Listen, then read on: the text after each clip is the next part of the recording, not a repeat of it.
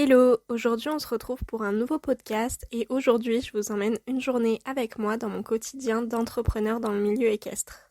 Au programme ce matin je vais aller à l'écurie m'occuper de Eve, la jument que j'ai en DP depuis bientôt 5 mois. Cet après-midi au programme création de contenu pour le compte Instagram, un peu de formation et en fin de journée j'ai mon premier cours d'allemand. C'est parti!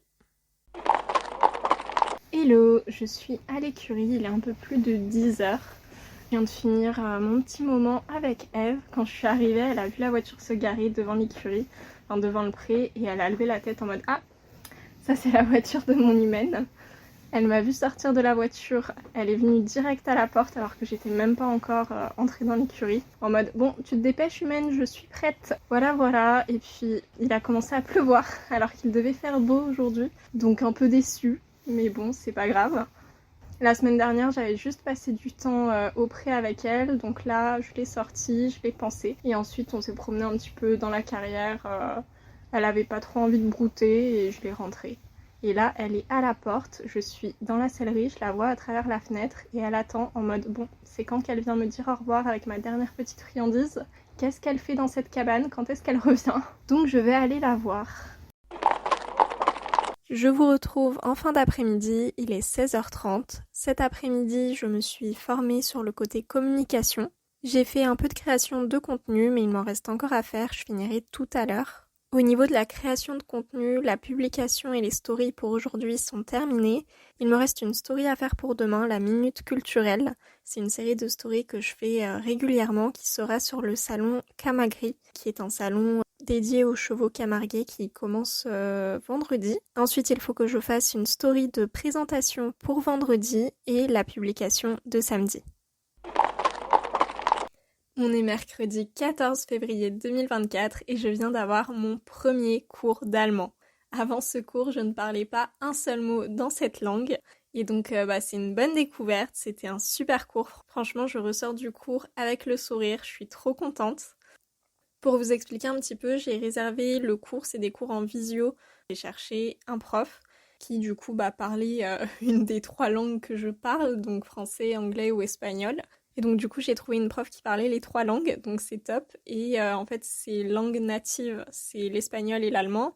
Et à côté elle parle aussi anglais et français. Et du coup c'était super drôle parce que comme je débute l'allemand, forcément il fallait qu'on échange un petit peu dans une autre langue, qu'elle m'explique des traductions, etc. Et donc l'avantage de parler une autre langue que le français, c'est que clairement j'ai débuté l'allemand en parlant espagnol. Parce que du coup elle m'explique tout en espagnol. Et c'est trop cool parce qu'en fait du coup je travaille aussi mon espagnol. Donc bref, voilà, franchement j'ai adoré le cours. Tout d'abord, elle m'a demandé de me présenter, de parler un petit peu de mes objectifs, pourquoi je veux apprendre l'allemand. Donc ça, je l'ai fait en espagnol. Ensuite, elle s'est présentée elle-même toujours en espagnol. Ensuite, elle m'a vraiment immergée dans la langue allemande, puisqu'elle a commencé à me parler sur des phrases très simples en allemand. Donc des choses que je pouvais un peu deviner et je devais dire la même chose. C'était des phrases de présentation, donc je devais me présenter à mon tour en réutilisant la structure de phrase qu'elle avait utilisée. Et ensuite, elle a repris ces phrases-là qu'on avait vues sans que j'ai de phrases décrites, juste en l'écoutant, et elle les a écrites en m'expliquant bien, du coup, toujours en espagnol, qu'est-ce que ça veut dire. Et pour finir le cours, elle m'a expliqué certaines subtilité dans la prononciation. La dernière fois que j'ai commencé une langue, c'était l'espagnol quand j'étais au collège, donc j'avais 11-12 ans. Et en fait, je me rappelle pas comment j'ai débuté cette langue. Et donc là, c'était quelque chose qui m'intriguait un petit peu de découvrir comment j'allais commencer cette langue de zéro, comment j'allais l'apprendre de zéro. Et c'était aussi une bonne inspiration.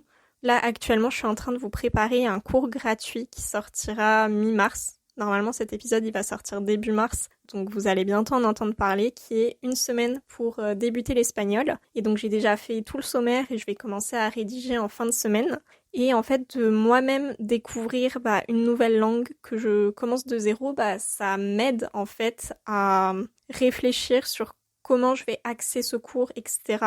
Donc du coup, je pense qu'en fin de semaine, je vais peut-être réfléchir sur mon sommaire pour l'améliorer grâce aux nouvelles connaissances que j'ai pu avoir aujourd'hui sur moi, j'ai débuté une langue et comment ça s'est passé et voilà, et pour retravailler et que ça corresponde encore mieux.